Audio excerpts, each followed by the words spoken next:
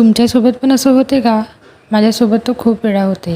विचार करत होती, घरातील सर्व कामं असं चुटकी वाजवता झाले असते तर किती छान झालं असतं ना. किचनमध्ये जाऊन बघते ना, तर एवढे सारे भांडे पडलेले होते ना. काय करून जर भांडे घासले गेले असते ना, तर सर्वांनी हेच केलं असतं, जाऊ द्या असो.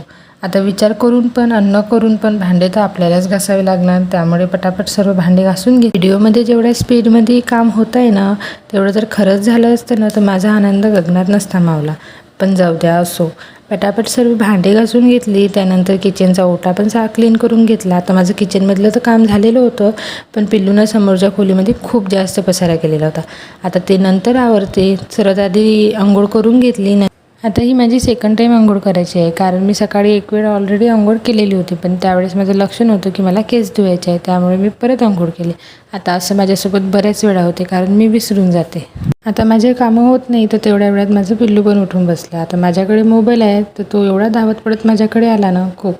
नंतर त्याला खेड्यामध्ये थोडं बिझी केलं आणि त्याच्या जेवणाची तयारी केली. आज मी त्याच्यासाठी रव्याचे चिले बनवले होते, जे की बनवायला पण सोपी आणि त्याने बाळाचं पोट पण भरून राहते आणि माझ्या पिल्लूने हे खूप आवडीने खाल्ले.